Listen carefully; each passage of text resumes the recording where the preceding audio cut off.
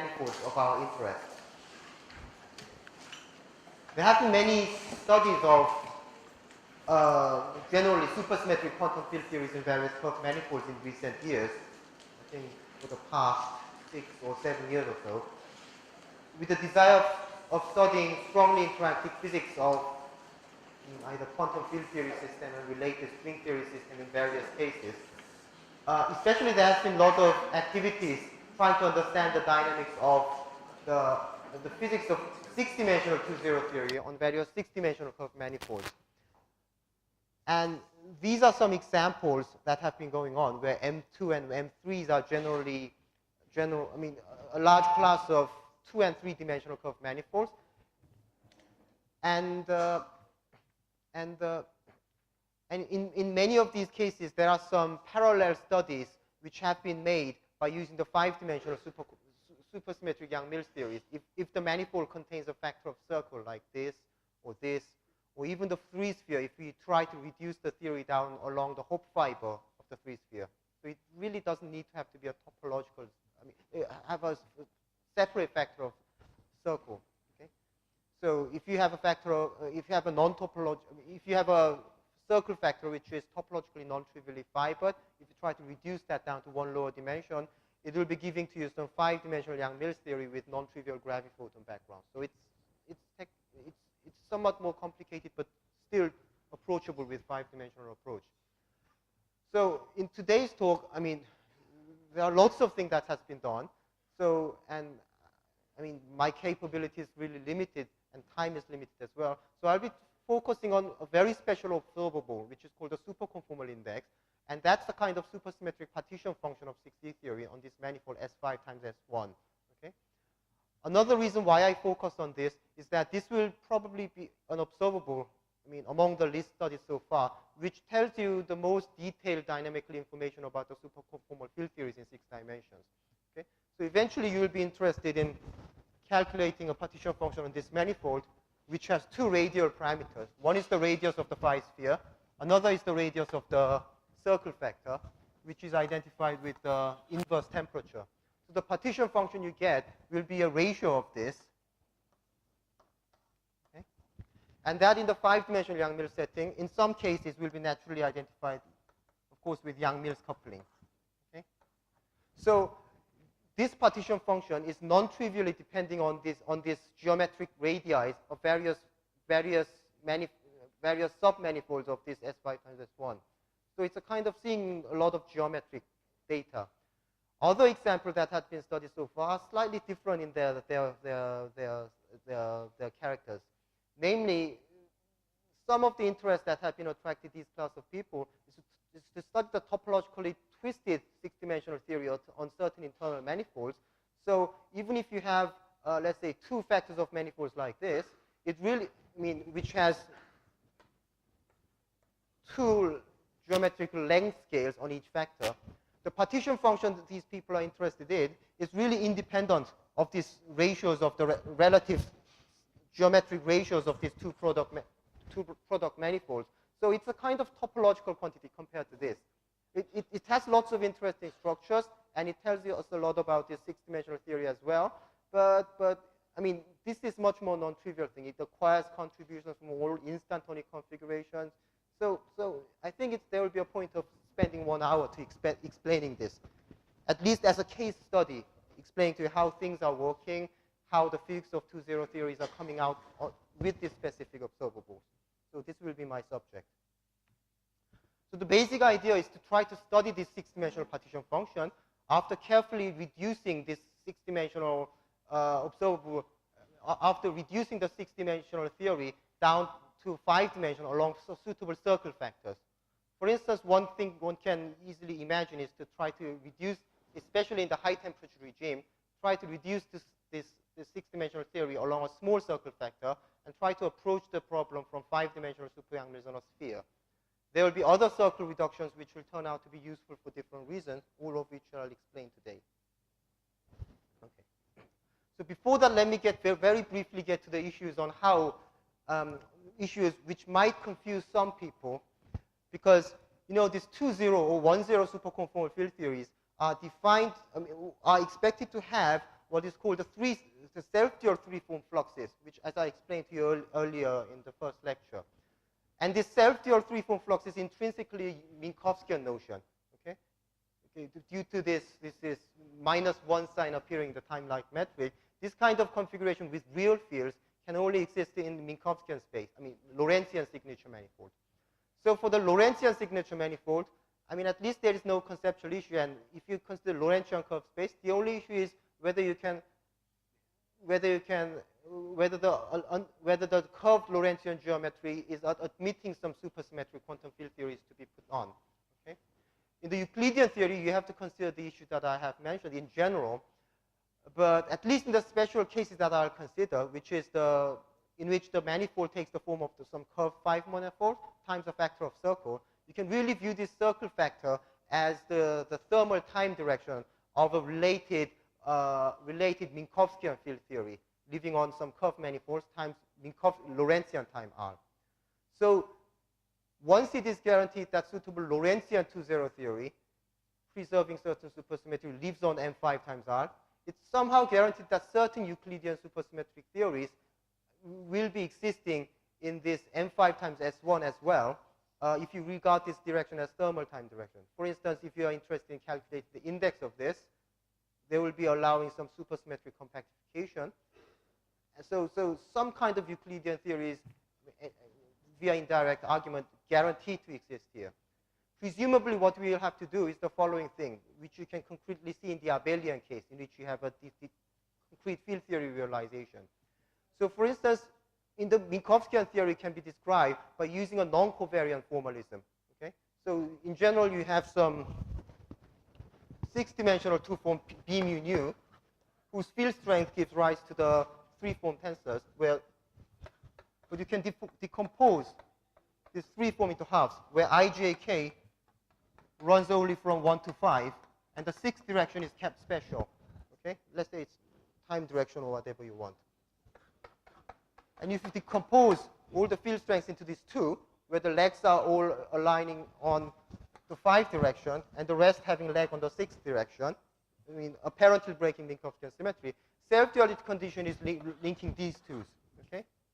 So for instance, now you can work in a special gauge or so, manifestly breaking apparent Lorentz symmetry, which decomposes these 2-form fields into these parts. Okay? For instance, you can gauge pick this away and work with this component only. Okay?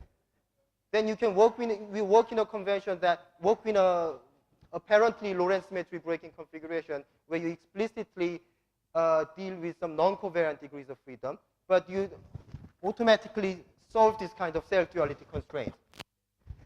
Using this kind of non-covariant degrees of freedom, it's no difficult to have some Lagrangian description, and if you're interested in some partition function, write down some Euclidean path integral by suitable Rick rotations. So it's explicitly possible, if you, at least in the abelian case, to get to certain Euclidean theories of our interest, given a concrete problem of calculating thermal partition function or index. So I will be assuming that this kind of thing will be possible, which is, of course, impossible to prove at this moment because I don't have a concrete Lagrangian formulation.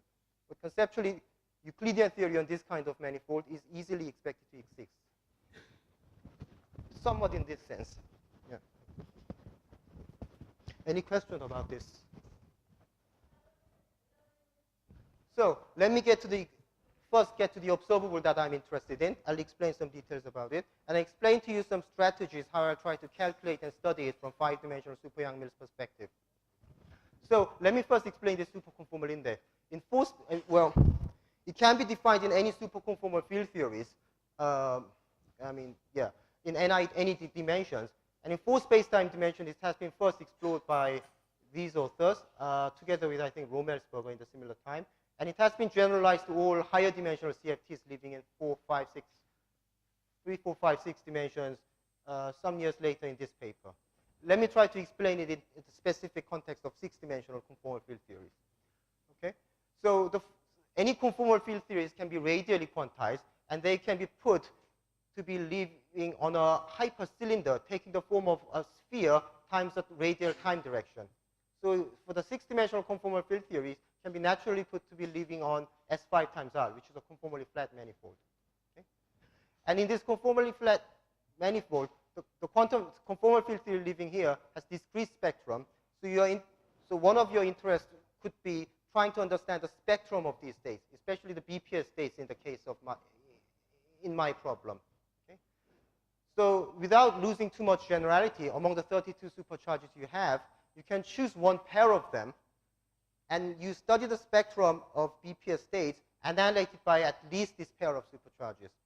So one of the supercharges which we will use and study, use to define and study the Witten index, you choose from one of the 16 Poincare supercharges, which is spinor in both SO5 and SO6, space-time and internal part, and you choose a specific one by giving definite spin contents of them without losing too much, basically without losing any generality. Another supercharge you choose from the conformal supercharge S, which is the Hermitian conjugate of the chosen Poincare supercharge. And the anti-commutation relation of the Q and S gives, as a result of superconformal algebra, the difference of the energy of the state and the following combination of R charges. So if you're going to study the BPS states annihilated by them, their energies are saturating a lower bound given by a linear combination of the R charges and the angular momentum. Equivalently, all these states, by the operator state map, will be giving you the spectrum of local operators of a conformal field theory living on a flat space. I'm going to define and study the Witten index following these authors, which goes as follows. So it takes the form of the trace of the Hilbert space of this theory, which has a discrete spectrum. Okay? Or equivalently, you can take the trace over the space of local operators in the conformal field theory in flat space. Okay? It counts the number of bosonic operators preserving these supercharges, minus the fermionic operators, also preserving the supercharges. So as I explained yesterday in the lecture, I insert a factor of -1 to the f for computability. Okay? This is again a regulator giving a damping factor for non-BPS states, so this is a fake parameter. It can also acquire some non-trivial weight, supposing that it commutes with the supercharge of my interest to secure the computability. Among the superconformal algebra, which is OSP 8/4, you can insert at most 4 chemical potentials, making a commuting with the supercharges. Okay? So the first chemical potential is an index analog of an inverse temperature, because it's conjugate to an energy-like quantity, but it cannot directly be the energy, but because it's basically the scale dimension of operators, and the scale dimension of Q and S operators are all either +½ or -½. So energy is never commuting with them. So you minimally twist them with an internal charge, R symmetry, to make it commute with them. So it's an index analog of an energy function. The second quantity is the internal chemical potential, which commutes with Q and S. So its chemical potentials I call M. The final chemical potential, 2 of them, can be chosen in the angular momentum for rotating this phi sphere. And basically, if you choose this difference of these 3 angular momentums in the Cartan, they commute with the supercharges. These 2 combinations, if you view this phi sphere as the so-called Hopf vibration of a circle based on with a CP2 base, these are the 2 angular momentum rotations in CP2, namely the Cartans of this SU3 isometry of CP2. Okay? These chemical potentials will turn out to play various special roles in the following discussions. But the important thing is that this beta, playing the role of temperature, time translation, spontaneously compactifies these time directions, and you can regard this as a partition function of the 2-0 theory on S5 times S1. Okay? Now I'll explain my strategy of how I'll try to calculate and study these observables from 5-dimensional Yang-Mills. As I explained to you shortly, I'll try to compactify this 6-dimensional theory along certain circle factors. One obvious thing you can try is to try to reduce along the temporal circle, especially which is heuristic when you are in the high temperature regions. The circle size is small. Okay? So if you do the reduction, you get a 5-dimensional Euclidean super Yang-Mills, which you will have to carefully design, because the 5-dimensional super Yang-Mills will have to precisely encode the information on the chemical potential from 6-dimensional perspective. Okay? So I'll try to explain how these chemical potential data are encoded in 5-dimensional Yang-Mills. Well, if you have a circle reduction from 6 dimension to 5 dimension, which leaves the time directions untouched, the 6-dimensional chemical potential will directly reduce down to 5-dimensional chemical potential, because the canonical formalism will be unaffected. However, since you're reducing along a temporal circle and get a genuine Euclidean theory, you have to be careful about the interpretation. Firstly, as I just said, the circumference of the circle direction, or the temperature-like variable, is just giving rise to the gauge coupling constant, okay? From the standard reduction from 6 to 5. Okay? So the Jiang-Mills square is basically related to the inverse temperature beta, which is made dimensionless by taking out this 5-sphere radius. And the chemical potential for the internal symmetry, which commutes with the supercharges, in 5 dimension will eventually become a mass parameter for an adjoint hypermultiplet. If you decompose the maximal super Yang-Mills vector multiplet into 5-dimensional n equal 1, it has 1 vector multiplet, 1 adjoint hypermultiplet. It will turn out to give the mass for the hypermultiplet, which is rotating under this internal symmetry.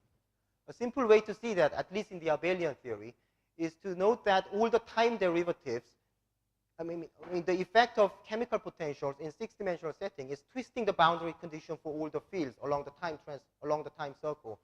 And equivalently, that plays the role of twisting all the time derivative or time translation by additional internal rotation appearing in the index, by whose coefficients are given by the chemical potentials.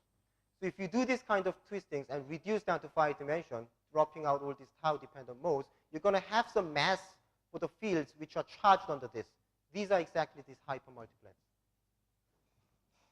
All the chemical potentials, other chemical potentials for angular momentum, which I label to be the following A, B, C, subject to this summation being 0 constrained, in the 5-sphere will turn out to be playing the role of squashing the 5-sphere geometry in a suitable way, breaking the SO6 invariance down to U1 cube, which is natural because chemical potentials are anyway breaking the rotation symmetry down to its Carltons.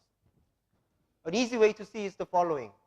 So if you erase all this A1, A2, A3, or ABC data from this metric, what I wrote down here is the metric for the round 5-sphere time circle. Okay? So if you just do the dimensional reduction along this time direction, you're going to get the round 5-sphere metric. But now you have the angular momentum effect. It effectively plays the role of making you go to certain rotating frames whose angular velocities are proportional to the chemical potentials. So this is the metric after your chemical potentials are incorporated. And you want to Kaluza-Klein along this tau circle direction with this metric. So you change the complete squaring by expanding this square and redoing the complete square with this tau. You get a metric of this form, which is the standard thing when you do the Kaluza-Klein reduction. And you get the 5-dimensional metric which takes this form. This is the round 5-sphere metric corrected by this angular momentum parameter. So this is the squashed 5-sphere metric that I'll be interested in. Other factors appearing in this Kaluza-Klein reductions plays the role of the background dilaton fields or background graviphoton fields, which will be coupling to your dynamical fields in your Yang-Mills theory. Okay? It's not just coupling to the background metric, but other background fields. Actually, these are in some supermultiplets of some background supergravity fields, background supergravity. So what I will be trying to do in this setting is to try to calculate the supersymmetric partition function of this 5-sphere, all with this kind of deformations. And the result I will be getting is the following. I'll be getting an exact function, which is a function of a temperature among many other chemical potentials. Let me call this dimensionless, this coupling constant, which is made dimensionless to be beta. You'll be both getting some perturbative corrections and non-perturbative corrections. And these non-perturbative corrections will be coming from some solitonic or some instanton-like saddle points, okay, whose classical action is inversely proportional to G Yang-Mills square. This saddle point configuration, roughly speaking, will be some instanton loops wrapping non-contractable, wrapping some contractable cycles of 5-sphere. It's non-topological, but it's somehow forced to exist if you do some supersymmetry analysis. Okay? I'll try to, very roughly speaking, you can understand as an instanton loop which wraps the Hopf fiber of the 5-sphere in a certain sense, and it's a localized instanton soliton on CP2 base. Okay? Right. Another interesting viewpoint is to try to compactify this S5 times S1, or S5 times R even, along some spatial circle manifolds, keeping the time direction. So as I said, 5-sphere has a Hopf vibration, so I'm not sure whether people know Hopf vibration well, but 5-sphere can be viewed as some circles non-trivially attached to some four-dimensional base manifold, which you call CP2. Okay? So it's not a direct product, but it's some kind of foliation of circle direction with some four-dimensional manifold. So if you try to reduce the theory along this cycle, you're going to obtain some theory, five-dimensional Yang-Mills theory, living on CP2 times R. Okay? But there's no sense that this circle is small. Of course, if you try to do so, you will be getting a strongly interacting five-dimensional Yang-Mills theory, which will be our starting point. What did you say about wrapping over the Sorry, you asked something like this. I was jumping ahead to some later discussions that if you're going to do some path integral calculation of this from this setting, I'll be getting some contribution from saddle points, which mathematically takes the form of instantaneous loops, wrapping the whole fiber and localizing the CP2 base. So wrapping fiber meaning is S1 direction that I just put. Just go here. This is why it's contractive. It's not a topological cycle.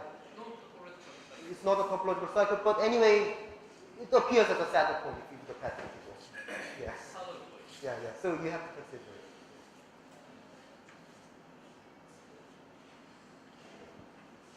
Okay, let me get this. If there's no. So it's fine to work with this strongly coupled theory with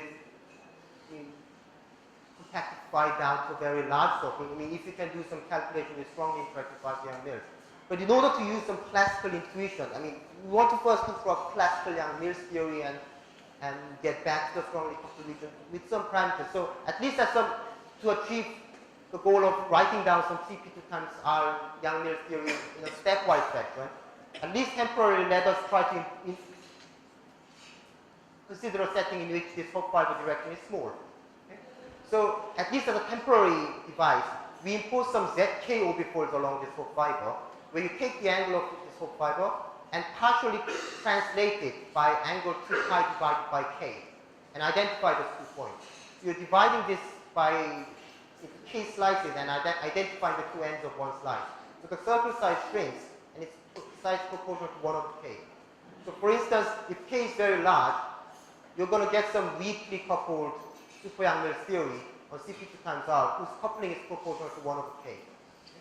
But unfortunately, if you just geometrically do this ZK orbifold on S5, Hopf fiber direction, it's not preserving any supersymmetry. One signal of that is that if you just do that kind of thing and suppose that you obtain some CP2, CP2 is not a spin manifold at all. So the supersymmetry in naive sense will not exist at all. So in order to circumvent this kind of difficulty and have some supersymmetric Yang-Mills, do some calculation relying on that, we do some twisted compactification along this circle fiber. So J1, J2, J3 are basically the rotation generated along this fiber. You don't do the orbifold by translation of this spatial translation. You mix it with some part of the SO5R symmetry so that the whole charge will commute with some supercharges. Especially the supercharges are used to define my index. Okay? So because you want your five-dimensional theory to see some supersymmetries related to your six-dimensional observable. So the most general twisting allowed, with the condition that it commutes with the 2 supercharges I explained to you, is the following. So it's a linear combination with the 2 cartons of R symmetry, and it's parameterized by a half-one-odd integer, which I call n. With arbitrary half-one-odd integer, this is committing with my Q and S. And if you do the Kaluza-Klein reduction along this S1 mod ZK circle, you get a supersymmetric quantum field theory on CP2 times R, preserving at least these 2 supercharges, optionally more depending on what values of n you are at. So this way you generate infinite class of quantum field theories on CP2 times R, from which you can start your calculation. As I said, eventually my interest is to remove this orbifold back and do the genuine strongly interacting calculation from the CP2 times R quantum field theory, including the contribution from instantons, which is now nothing but the solitonic particle living on this CP2. Okay? So it's a direct index calculation from this CP2 times R quantum field theory. So the one important virtue is that the index nature will never be lost in this aspect, because it has a manifest time direction. So the state counting nature, integral coefficient with Fugatsky expression, that nature will never be changed. So I'll try to explain these 2 approaches in parallel. I mean, of course, to explain the details, you have to spare more than 1 hour for each approach. Well, but showing you all the gory details is making, I'm sure that will make you bored and myself bored as well. So I'll just show this brief stories on how this can be done. First of all, you have to write down the supersymmetric actions on each manifold. It's extremely difficult in general to do so. Well, some idea is that you start with the abelian tensor theory, which you can write down on 6 dimensions, and try to carry out an honest line reduction. Okay? So this way you can constrain all the quadratic parts of the super-Yang-Mills theory that you're going to write down on this S5 or times R. And based on that, combining supersymmetry and requiring non-abelian gauge pair and so on, that's powerful enough to write down the super-Yang-Mills theory of your interest even in the non-abelian case. For some purposes, we need to go to some version in which we keep some supersymmetry algebra off-shelf for calculation. For that, you have to rely on some recent techniques developed by Seok and companies using some off-shelf supergravities. But that can be done. That can be done in a little bit of time and effort. So this is the off-shelf, bosonic part of the off-shelf action we wrote down on S5, squashed. So it's a really, really complicated action. I mean, it couples to lots of background fields, but the value of background is really, really complicated. It's a really dirty quantum field theory. I don't feel any virtue of studying it, but it's particularly tailored, I mean, designed to calculate the index of my interest. So that's the only reason I'm sticking to this dirty quantum field theory. Yeah. I'm not, yeah. And on CP2 times R, the on-shell action we could write down is the following thing. Of course, you can go to an off-shell version with a little bit of effort. And in the latter part, in the former part, the information on chemical potential is all encoded in your background field and so on, so it's a bit more indirect. But on CP2 times R, 6-dimensional chemical potential, all I explained, just reduces down to 5-dimensional chemical potential. You compactify the circle with corresponding cystic boundary condition. That's what you have to do. Excuse me, how many number of supersymmetry are manifested in this off-shell formula? In generic cases, you have just 2, one Q and one S that you because if you insert generic chemical potential, it breaks all the other supersymmetries apart from the 2 I used to find the index. If you consider round sphere limit, yeah, then it can have more enhanced supersymmetry because I mean going to round sphere means you turning off some chemical potential. Well, let me be specific in this case. For example, if you turn on all the rotation chemical potential, you suddenly go back to 8 supersymmetries. So it's a round manifold. It's as good as flat space. So you have 5-dimensional n equal 1 supersymmetries. If you tune your extra hypermultiplier mass parameter, not to 0, but to a very specific value proportional to the curvature, you can suddenly have maximal super-Yang-Mills. Okay, that point I'll come back to later. Because having more super-Yang-Mills eases your calculation due to extra supercharges. Yes?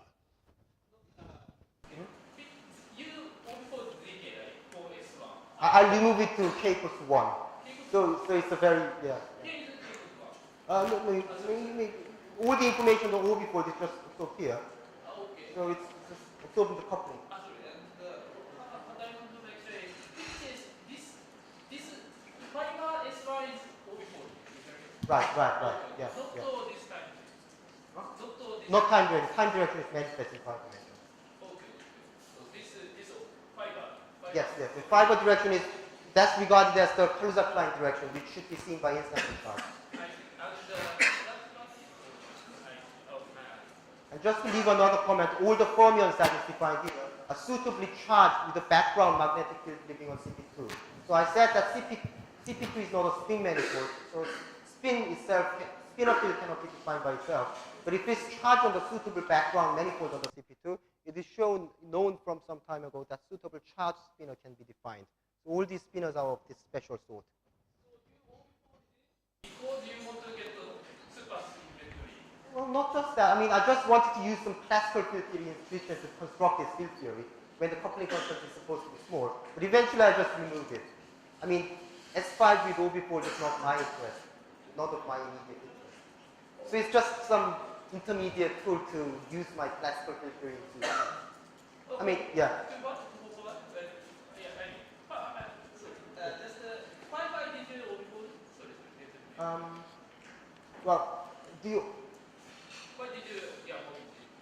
firstly, to have the situation, temporary situation when I have a small circle and do the Ornish-Kaluza reduction. And secondly, it's because of, it's somewhat similar to ABJM. Let's see, the ABJM theory does some orbifold on internal R8, right? And generically at general orbifold, you are seeing less supersymmetry than less symmetry content, right? Suddenly at k equals to 1, you see more symmetries. It's like not doing any orbifold, right? I mean, even if you remove this orbifold by setting k equals to 1, the apparent symmetries visible by each quantum field theory is not the same as the 6-dimensional superconformal one. Only the classical field theories can see only a subset of them, just like ABJM. What is expected to happen is that extra set of symmetries, including supercharges and so on, is expected to exist as a quantum operator only at k equals to 1, just like ABJM.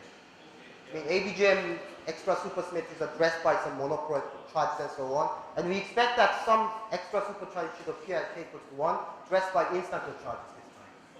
So there is some remnant of having done this ZK orbifold even at k equals to 1 at the level of classical field theory, which we expect should be absent at the full quantum level, just like the ABJM story.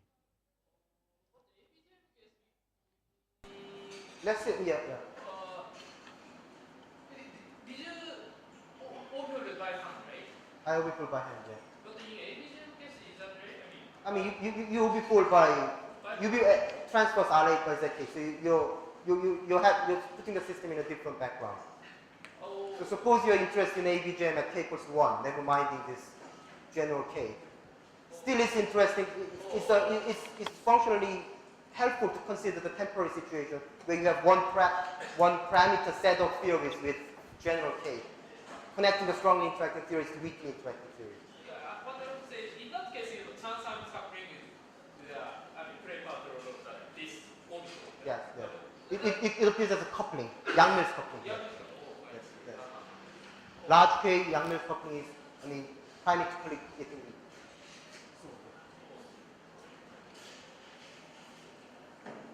Any other question about this? Good. So let me briefly explain to you how one can do the calculation with this generally strongly interacting theory. In both cases, you are required to do some path integral with the Yang-Mills action in it, which can depend on chemical potential, among which most important thing is theta. So it's a supersymmetric integral, but it's a strongly interacting one. So the techniques of doing this kind of integral is the following. In the last lecture, I relied on the fact that the quantity I want to calculate is an index, which is not depending on continuous parameters of the theory. And that really seriously depends on the fact that we have an explicit temporal direction. For instance, with a phi sphere, in which you don't have any canonical interpretation at all, you have to work more elaborately, using the power of supersymmetry more carefully. Even if, in the case of CP2 times S1, where it's manifestly an index, often it's more helpful to use a more powerful technique rather than deforming the theory by the parameters you have in your Lagrangian. So the more general idea is the following thing. So suppose you have a supersymmetric Lagrangian referring to some supercharge, preserving some supercharge Q, then it is known, which is called the principle of supersymmetric localization, that if you deform the measure of path integral by adding to the action any expression which is taking the form of Q of something, namely Q exact, this deformation is not affecting the result. That's supersymmetric localization.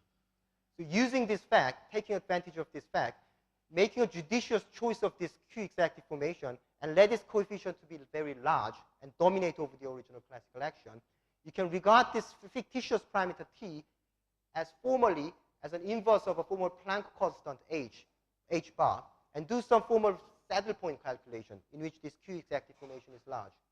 This formal saddle point approximation calculation is supposed to give you the exact result, because this deformation is supposed not to affect it. Okay. Yeah. Oh, I will be. Okay. Well, if time permits, could you say a little bit why, on general grounds, adding this term, or rather, why the index is independent of T? Yes. I can give you a very, yeah. It's basically similar to the Stokes theorem-like argument. Using this important part of the supercharge is that it is in some sense nilpotent. Okay?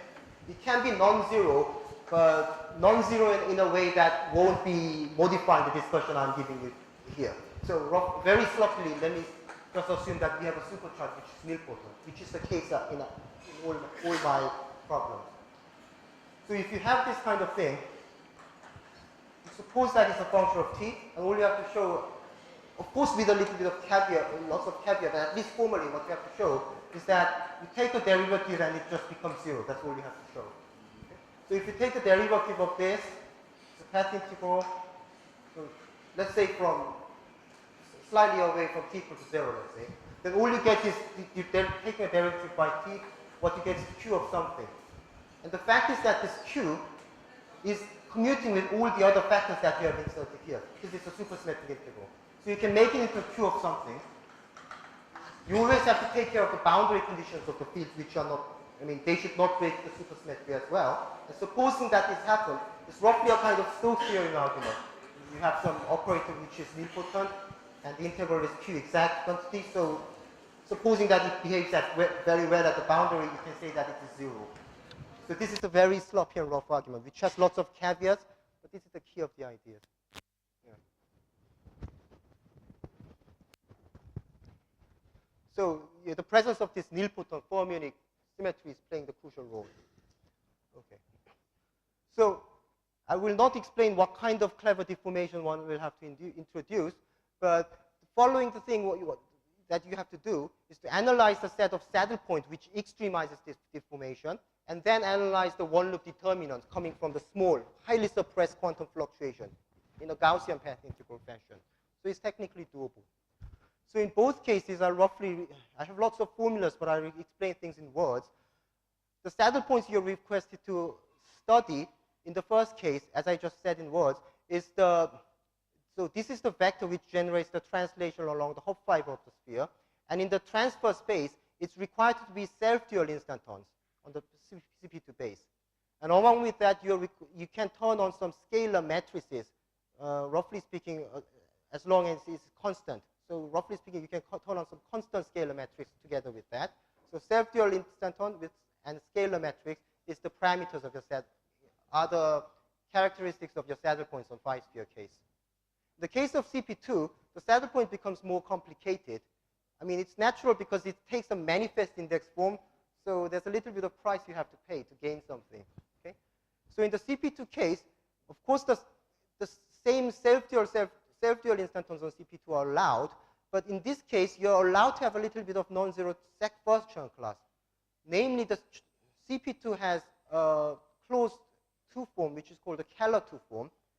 And if I work in the convention in which my Keller two form is anti-self-dual, the self-dual two forms are all allowed, but the anti-self-dual two forms, contrary to this case, is also allowed, supposing that it's proportional to the Keller two form J, with a coefficient matrix S, which has to be quantized with integer coefficients.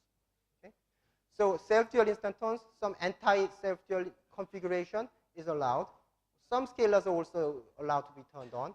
And since you have a time direction, you can also turn on some holonomies of temporal gauge theories, I mean, temporal gauge fields, which is playing a role similar to the scalar expectation values. Okay? So these are really a little bit complicated saddle points. In case you turn on chemical potentials or some squashings of these phi spheres, this moduli space dynamics of instantons will, moduli space structure of these instantons will simplify a lot, and these instantons will be required to be localized to very special points, which will simplify your calculation. I'll explain to you in detail what that simplification is in a later slide. So the saddle point naturally acquires some instantary configurations with something else.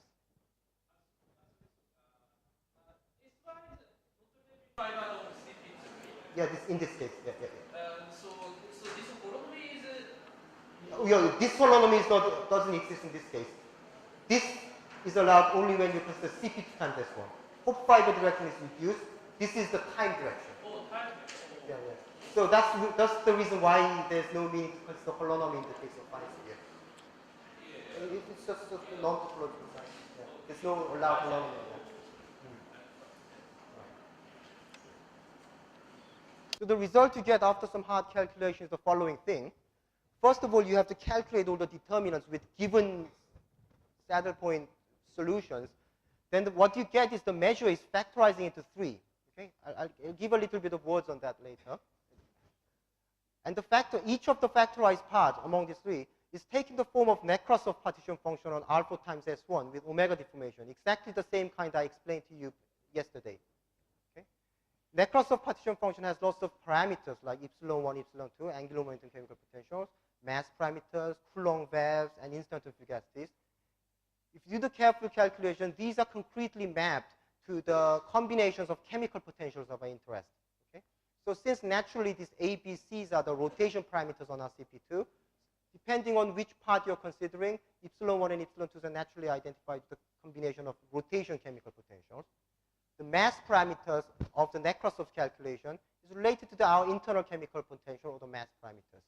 The Coulomb waves are identified, in the Nekrasov case, is identified as the saddle point scalar, which can be assuming non-zero expectation value. So lambda is phi, sorry, here. Lambda is phi. Or the holonomy variable you introduced here. And the chemical potential for the electron, if you guess for the electron, is nothing but the classical action for the instanton soliton, instanton configuration here. So it's inversely proportional to G Yang-Mills square. In this case, it's just directly the circumference of the circle, because the instanton loop is wrapping a circle with circumference beta, so it's proportional to the beta. Action is proportional to beta. So this detailed map can be found by some little bit of consideration. But the rough, and finally, if you do that, you have to combine some extra measure coming from the classical action at the saddle point, and you have to sum over all your saddle point parameters. I mean, sum over some discrete first chunk classes fluxes, and integrate over all the continuous variables. Summation over the self-instanton numbers are all included in here. So that's the final expression you get. It's integral is complicated, but compared to path integral that you originally started from, it's just an ordinary integral which is much simplified. So a little bit of reasoning of why this measure factorized into 3 are the following. So for that you have to understand a little bit about the geometry of CP2.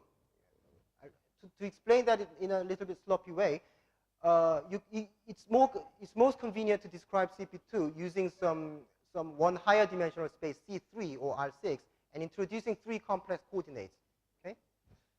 So calling these coordinates Zi with radial variable Ni's and angle variable phi i's, you first consider the hypersurface S5 by requiring this radius square being equal to 1 constraint, and you forget one of the 3 angle coordinates which rotates the 3 angles at the same time. So basically it's forgetting the Hopf fiber direction. So this way you can construct CP2. And it's important to notice the fixed points of the rotations that I introduced in my chemical potential. So I said that I would introduce chemical potential for the 2 cartons of the SU3 symmetries of CP2. So it's important to know that what point in CP2 I left invariant under this rotation, which will play very important roles. So it turns out that there are 3 fixed points. If you work in this coordinate radial direction, N1, N2, N3, this condition lets them live on here. So it's a 2-dimensional slice of this CP2 manifold, and all the fixed points are at the tip of this triangle. So there are 3 fixed points on the U1 square rotations, which are used to define my index. And with these chemical potentials turned on, it can be seen that the self-dual instantons that I explained to you on the CP2 are all singularly supported at one of these 3 fixed points. So they become contracted to singular self-dual instanton configurations. So in a sense, the saddle point is factorized into 3. Also, the determinant calculation in this background factorizes into 3 parts by a special property of a kind of index theorem that we use to calculate the determinant. So relying on this fact, you can eventually show that the determinant is factorizing, and each part can be just borrowed from Nekrasov partition function. Because the local field theory, living on near each fixed point, is living on R4 times S1, and turning on our chemical potentials of our problem induces Nekrasov's omega deformation. So you can just borrow Nekrasov calculation to get our result. So this is one occasion why Coulomb branch physics is turning out to be constantly useful. Because temporarily, if you turn on some your Coulomb expectation value, the problem is formally looking like that you are temporarily in a Coulomb background. Of course, you eventually have to integrate over that. Yes.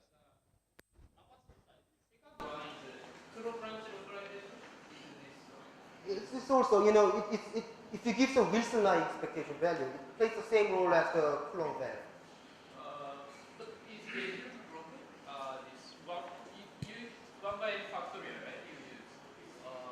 Yeah. So if you give some Wilson expectation value, UN is given to maximal content, but the remaining remnant of the gauge group is the Weyl group. Yeah, so you have to divide by the order of the Weyl group. I mean, it's just like this. Yeah. But this is just a new factorial, right? Not Weyl. I'm just considering the case of UN because that's all the calculation we did. But presumably for other groups, the same result will hold with n factorial replaced by the order of Weyl group. It's just that we did the calculation for UN only. Is there any enhancement? Sorry, Seok, this is a naive question, but so in the S5 case, as you said, it is a Hopf vibration, so there's no non-contractible circle. Right. And this Wilson loop is turned on along that contractible side. Oh, this is not Wilson loop. This is a scalar expectation value, which is living on a real line. I see. This is the Coulomb. Oh, I see. Yeah. Okay, so there it's legitimate because it's literally CP2 cross S1. Yes. But here there's no. And what? So there there's an S5, and when you say Coulomb branch, you separate them along some direction in the S5, the circle direction. Well, you're giving an expectation value of one of the 5 scalars. So if you were going to abuse your brain terminology, you're separating the brains in the transfer space. I see. Including some radial direction. Sorry? Including some radial direction, I guess. So the transfer space is R5. I mean, transfer to the Yang-Mills theory. If you use the flat space intuition. So giving scalar expectation value is something like going to the Coulomb value, separating the brains. Of course, we work more abstractly because I don't have a brain interpretation of D4 brains yet interacting with PBS. Okay, thank you. What's the SI? Sorry? SI are the fluxes. So I explained to you that some anti-self-pure flux is allowed to exist as far as it's proportional to Keller from J. And the proportionality constant is a matrix. And the matrix takes the diagonalized form with eigenvalues S1 and 2, blah, blah, blah, Sn. And by Dirac quantization condition, these are all required to be an integer. Okay, so these are sum over this n eigen integers. Yeah.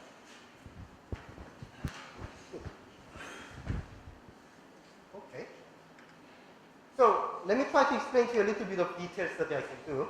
The time I have, I'll try to focus on the case of S5. I think that's fun enough. The case of S5 is the following thing. So the expression you got, it composes itself into perturbative and instanton parts, and the instanton part is organized into a small correction, Q expansion, which is small in the weak coupled design. Okay? So the expression you get is generically weak coupled expression, organizing itself into perturbative series and non-perturbative corrections. But to get an information about the index, what you really have to do, what you ideally have to do, is to do the expansion with respect to this Fugatsky variable, which is small only when this coupling constant beta is large compared to the radius scale of phi sphere. So to get the information of these PPS states and so on, what you have to ideally do is the strong coupling re-expansion of the same quantity, which is generally a very challenging thing to do. Nicely, a recent progress that has been made by Vafa and company that I explained to you yesterday has this Nekrasov partition function appearing in each block summed over explicitly. So re-expanding this quantity as strong coupling is essentially re-expanding each building block. That is in principle doable by now because re-expanding this quantity at strong coupling is basically knowing the S-duality transformation property of this flat space partition function. And I replace all this Nekrasov expression as a sums of product of zeta function. So it's in principle doable. So that's a work with some progress with my student, but it's again complicated. Let me just make life simple and explain to you some simple stories that still can give some flavors on give you some feelings on what is happening. Okay? Actually, it's quite a non-trivial issue on this side. If you do the strong coupling expansion, whether you take the expected form with all the coefficients in this Fugatsky expansion taking the form of integers. So to do that, let me consider some simplest cases as I got questions from some of the audience. So I turn on most of the chemical potential as much as possible to make the problem simplest, but still somewhat non-trivial. So I turn on all the angular momentum chemical potential, and you have to tune your mass parameters to be very special values, 1/2 times the inverse radius of the phi sphere. And in this case, the problem gets maximally simple, because suddenly the measure that appears in your superconformal index starts to commute with 16 of the 32 supercharges instead of 2. So your problem has more enhanced supersymmetry, there appears chance for more cancellation, and the integral measure becomes much simplified. So finally, what we get is that each of the Nekrasov partition function in this limit simplifies a lot. The only instanton correction you get is some overall factor, which is a product of Dedekind eta function, which you can easily analyze. And all the Coulomb web dependent part is just becoming this cinch, which you can also integrate very easily. Okay? So you can get this expression and do the strong coupling expression fairly easily. The instanton correction, which is the main difficulty in general case, is nothing but the Dedekind eta function in this simple case. So you can easily strong couple re-expand it using some S-dual modularity property of Dedekind eta function. So after all, the event result you get at strong coupling is the following for UN and SO2N. Okay? Indeed, it takes the form of the index. You expand it with fugacity, you get all integer coefficients. It has some important, some natural explanation on each of the number that you get. But let me just emphasize here that you get indeed some index which counts some 6-dimensional superconformal field theories local operators. Okay? This is our guess for E with partial consistency check, but it's not very important. What I'm going to explain to you in the remaining time is the prefactor appearing here. Okay? So this prefactor, if you do this expansion of it with fugacity, this product starts from 1 plus some correction from excited states. So this prefactor is giving a common energy shift to all the states. Okay? So that can be interpreted qualitatively as a kind of vacuum energy of a quantum field theory living on a curved space. Okay? So supersymmetric theories living on flat space is supposed to have 0 vacuum energy due to Bose-Fermi cancellations. In curved space, that cancellation doesn't always work, and you may have some non-zero vacuum energy. So eventually, I'm going to interpret the quantity I get as a kind of vacuum energy of this 2-0 theory on a curved manifold, phi sphere. But this vacuum energy has to be understood with great care. And this subtlety of the definition of the vacuum energy can be already seen if you consider the same problem in free quantum field theory in a curved space, let's say Sn times R. Okay? In a free quantum field theory, the vacuum energy is nothing but the collection of all the 0-point energies for the free particle oscillators of bosonic and fermionic sorts. Okay? So these E are the frequencies of all the particle modes, and the 0-point energy frequencies are positive for bosons and negative for fermions. So if you collect them, in principle, you get the vacuum energy. But this infinite product has to be carefully regularized. And if it diverges, it has to be renormalized carefully by adding some subtraction, some counter terms. As a function of your background curvatures and so on. And all these procedures has to be done compatible with the symmetry of your problem, which is causing us various subtleties of the definition of this quantity. So the normal Casimir energy that has been calculated for the thermal partition function with energy and temperature conjugate to energy has some symmetry, which is the rotation symmetry and so on. So if you're going to calculate this with careful regularization, the only regulator you can put in compatible with the symmetry of the normal partition function is to regulate all the sum with the energy of the states itself. Okay? And if you do the calculation with finite regulator beta prime, you're going to get some divergent contribution, which you subtract out, you get some answer. The problem at our hand is somewhat similar to this, but it's different in various aspects. First of all, the beta is conjugate to a quantity which I call E plus some twist. Some version of energy commuting with your supercharges. So it's collecting the 0-point frequencies of this quantity. Most importantly, this quantity also has to be regularized. And the regularization that you can do is under a very different symmetry, is constrained by a very different symmetry, which in our case is the maximal supersymmetry and its associated supergroup, which turns out to be SU4/2. And the only regulator you can insert compatible with this symmetry is not the energy, but this combination of charge itself. And this gives the complete different result. Okay?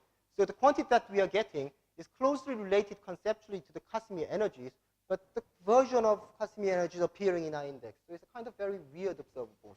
Already it should be understood to be a somewhat similar quantity. So we calculated I mean, we calculate it in 5 dimensions, but in order to see really what we get, as an exercise, let us really calculate it honestly in 6 dimensions, starting from the tensor theory, which is free. You do the calculation, you get the following divergent term, which is cancelled by the counter terms of this form. It's already, counter term is already tightly constrained by the underlying, let's say, superconformal symmetry that you have, the conformal symmetry you have if you radially quantize any CFTs. So these are all going to be 0. And the similar business can be done in the index version. And the remaining finite part, if you remove your regulator, is going to be the vacuum energy of the abelian theory. I mean, not so surprisingly, they are different, okay? Because they are controlled by different symmetries, and at most, there are some kind of cousin observables. One consistency check that we can get out of this is that the quantity that we calculated for the UN case, if you insert U1 to the 5-dimensional result that we got, we get the same thing here. So it's indeed becoming this kind of quantity that I explained to you. Somewhat more interesting thing is that if you take the large n limit of this result, you're certainly starting to explore new territory, and you get this kind of quantity. And it's exhibiting some n-cube scaling, which is somewhat interesting. So it's somewhat tempting to, again, compare it with a similar large n calculation done from the ADS7 gravity dual. Unfortunately, I mean, naturally, all that has been done from the gravity dual is the calculation of this kind of quantity. Because this is a very weird observable. Nobody realized this kind of thing. We just found it because we are calculating the index. But gravity dual calculated this thing using some holographic renormalization technique. Roughly the idea, one way to calculate it is to consider the Euclidean ADS7, compactify the time-like direction, and calculate its Euclidean action, which will be beta times this kind of thing. Okay? And by this way, they calculated this kind of quantity, which is proportional to n cubed. But not surprising, the coefficients are different. Well, the interpretation is just, they're just different observables. So the very important, but the interesting qualitative feature is that both of them are exhibiting n-cube scaling behavior, which is in some sense a measure of degrees of freedom of the theory. Because if you try to calculate this Casimir energies from free quantum field theories, it's always proportional to the degrees of freedom you see. So it's quite curious, natural to expect that this is kind of measure of degrees of freedom, which had better be made more precise. More concretely, it might be an interesting exercise, it should be an interesting exercise to redo the calculation done for this normal Casimir energies in the ADS7 dual, making every step supersymmetric. You know, all the steps that we have gone through here, regularization and renormalization, is tightly controlled by supersymmetry, which is never respected in this kind of setting. I'm not sure how to make this problem precise, but it should be a doable thing. And to get this precise number and so on. This will be an exercise left for somebody to do.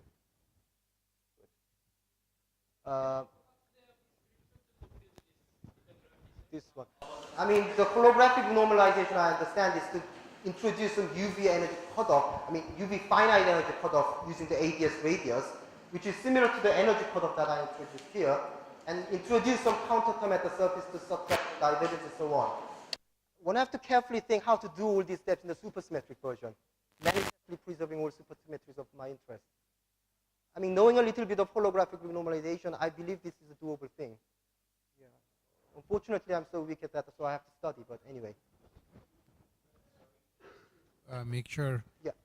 Also, you want to compute your index, right? What you're interested in is computing this index with the E minus R over 2, etc., etc., right? Also, this index, this small trace, and this is a free theory, so this trace is nothing but the summation of all the modes that you have in your free theory. Not the summation of a Hilbert space. The previous, it's not the previous Hilbert space. So it's a kind of, some people call this a trace for the letter index. I see, okay, okay. So okay. It's just saying that I'm collecting, I'm just summing over all the modes of the free theory. It's a fancy way. Okay, I understand, I see. But what you would be interested in from the holographic dual point of view is also the analogous computation of the index, right? Yes. And did Awad and Johnson do that calculation, or did they just compute a vacuum energy? Just, they did, what they computed is the vacuum energy, T00 component. Okay, that's what I thought. Yeah, but the equivalent of that can be done by calculating the Euclidean action. It's just different way of getting the same thing. But that would, anyway not be quite what you wanted, right? Not quite that I want. T not one, not mixed with some Yeah. internal stuff. Yeah. It should be possible to do, I agree, but maybe hasn't yeah. yet. It has to. The problem has to be set up carefully from the beginning again. Yeah. Thank you. Yeah. So my time is almost up. So well, this part is somewhat optional, but just to give you just 1 minute introduction of the benefit of this approach. Yeah. Uh-huh. We anyway have 45 minutes before lunch. Would you like to take half an hour more? And Do it all? I just have 4 more pages, so something like 15 or so. I'll just go through in just normal. Is that okay? Okay. I just go in my normal phase. Okay. So the point is that, so in the case of phi sphere, you had to do some hard and heroic work, get a recoupled expansion, try to make an exact summation of that and re-expand it as strong coupling, which is, I think which is almost doable by now, but just complicated and just, yeah. Sometimes you just want to see the numbers just by expanding with fugacity without all these efforts. Of course, the phi sphere approach has some nice effects. I mean, letting you see that at strong coupling, these time directions of M fibrane is emerging by showing all these integer coefficients. It's dramatic, but pragmatically, it might be more easier to have an explicit index expressions, which should eventually be the same as the phi sphere partition function. But anyway, we got an expression from here. So what we can do is handily expanding this quantity in all the fugacities and observing its coefficients, okay, studying its degeneracy information concretely. So especially important fugacity is the fugacity for this instanton number. Roughly speaking, instanton number is analogous to the energy-like quantity that I explained to you. Energy plus some mixed with some internal charges. So this is my main fugacity with which I'll expand. All the other fugacities are just refining the numbers by some chemical potentials. Okay? So with this understanding, you just expand the 3 constituent Nekrasov partition function appearing in the integral and do the contour integral very carefully. And you get a systematic series expansion starting from the vacuum. Okay? So at the vacuum, you just get degeneracy 1 with some vacuum energy charges.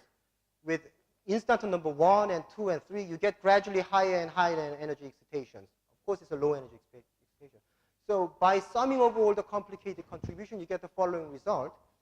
And one qualitative aspect I had better emphasize is that when the energy or the instanton number is exceeding a threshold energy set by n, the rank of the gauge group, we find a universal spectrum, which is never depending on the gauge group rank. And this aspect is what is commonly expected for conformal field theories which have ADS gravity duals. Because string theory or M theory with flux n in the internal space and so on has at low energy gravity approximation. And this gravity approximation is valid supposing that the energy is much smaller than the threshold set by n. Okay? When the energy increases by that amount, lots of beyond supergravity effect appears.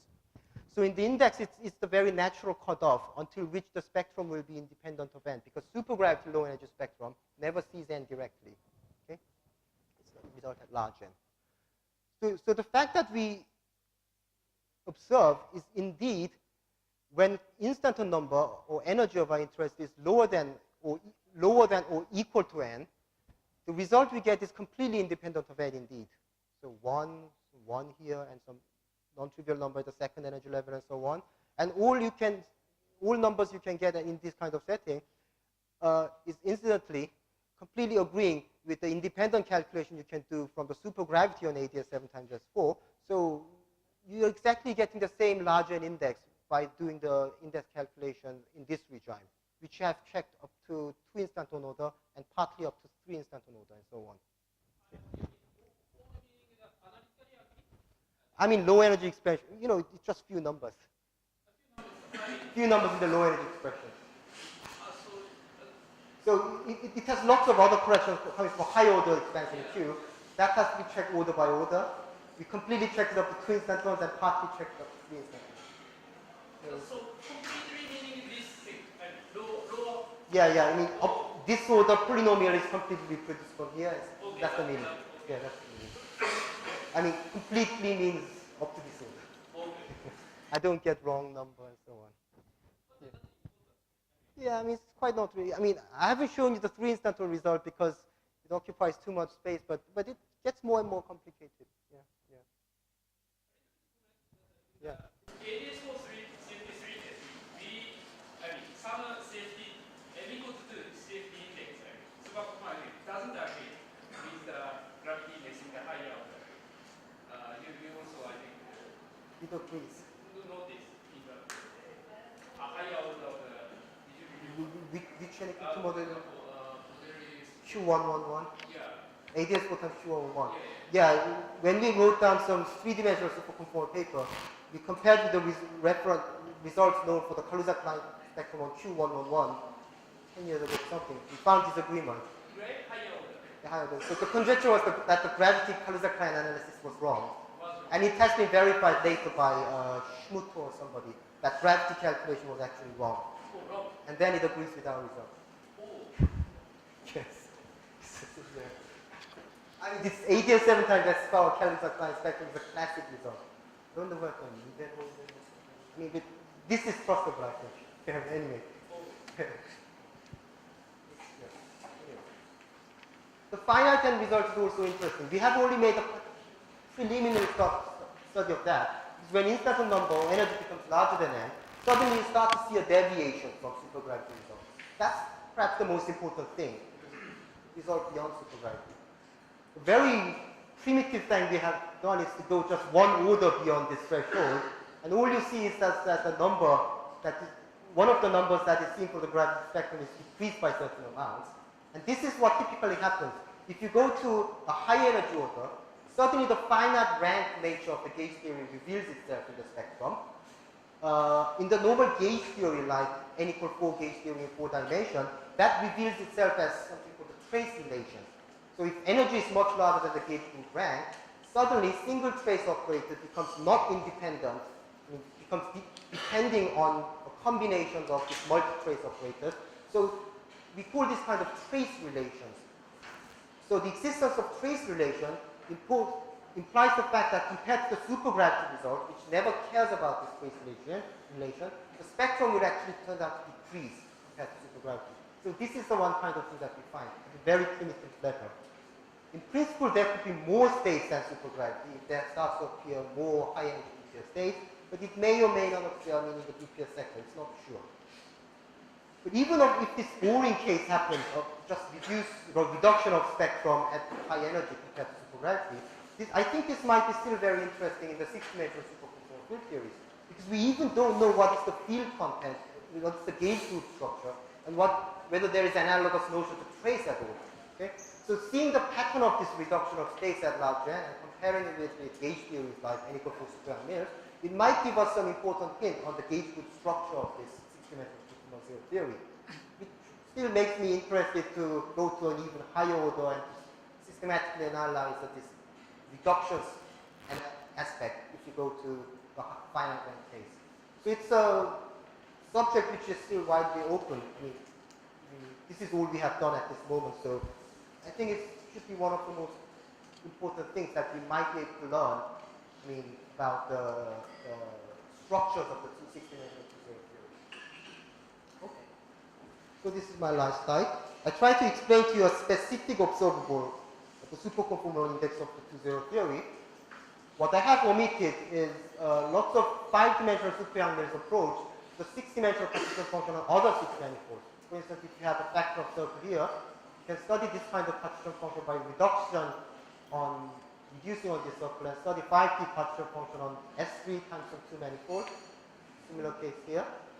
And you reduce on the Hopf fiber direction to consider the super-Yang-Mills on S2 times some 3 manifolds. All of which have some interesting aspects which I can't review all. So this is I think this is going to be some lively area for some while because it gives us something very concrete and correct. Another important thing will be, of course, trying to understand the role of instantons, because I tried mostly to bypass all these certain issues which are not understood by quantum instantons. I carefully studied observables which is free from, let's say, large instanton issues, by going to Coulomb branch, by considering the theory on a compact manifold where infrared edition are supposed to be absent. The studies on 2-0 theories I think, can be extended to some of the 1-0 theories, which is dynamically somewhat more interesting. The question which one might have to conceptually is that why all these calculations are working with the superyoung Mills theory, whose identity is not clear at the moment. Okay?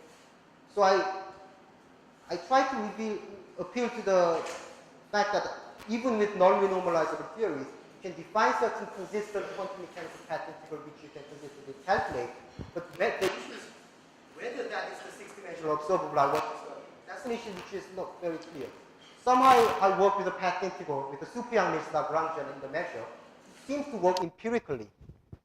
But why? That's the question.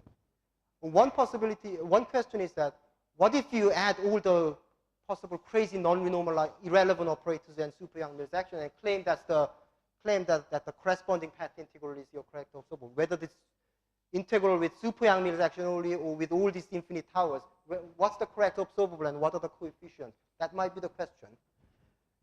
So the answer to this is very unclear, at least to me at the moment. There are two possibilities that I can think of. First possibility is that the observable that I chose is really, really special, not just preserving supersymmetry, but it's a very special observable. The possibility is that it could be a very special observable, that even if you add all these irrelevant operators allowed by the symmetries under my problem, I mean, the comments applies to all these studies done here. If it happens that all these irrelevant operators are Q-exact, by the localization argument, they will not affect the calculation anyway, whatever the constant is. Then the story is that it could be that, okay, the observable is special, even if the super-young Mills theory is just a non-renormalizable effective theory. This is one possibility, but I have no clue whether this could be true or not. I mean, actually, the classification of irrelevant operators in maximal super-young Mills, I don't think that is completely done at all. Some of my powerful colleagues are working on it, I heard, which implies that the classification has not been done at all. Okay? The second possibility is if any of these Q irrelevant operators turns out not to be Q-exact, they could in principle affect my observable.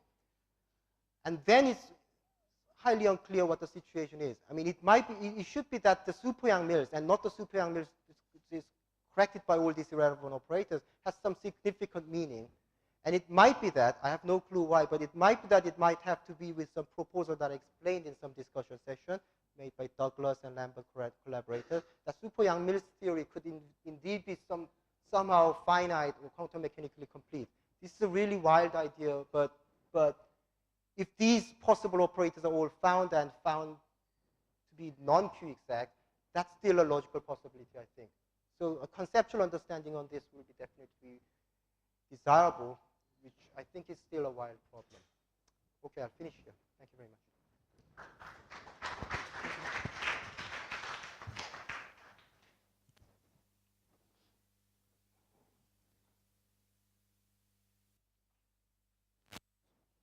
Are there questions?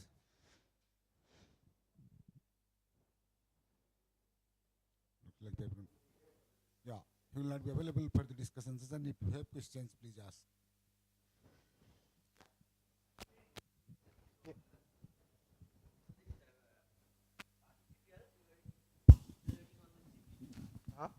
So that it takes contribution only from this 100, 010 and 001. Yeah, good. 6 points, yes. I was just wondering, maybe that, can you see that you can ask this statement in either the maximum series of the hand of CP2, right? So maybe we can take this thing in proliferate language. Yeah, actually some results of this sort has been addressed in literature. So let's say the 5-sphere calculation I did can be generalized into arbitrary YPQ or Sasaki-Einstein manifold, which is a U15 of a certain Keller-Einstein manifold and so on. So this Puri Sasaki-Einstein has some various U1 actions, and there it was partly shown, it was partly shown, as someone suggested, that the partition functions on that manifold is also localizing of all the fixed points of these U1 isometries. Yeah. So some analogous results have been done there.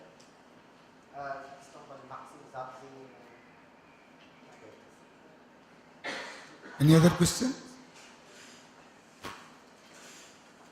Well, if not, let's thank him again for his set of lectures. And since this concludes Professor Kim's lectures, let me invite Professor Avinash Thar to please give him a small memento for appreciation.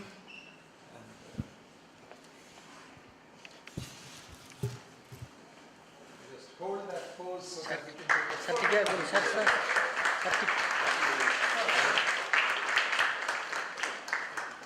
Certificate down, please.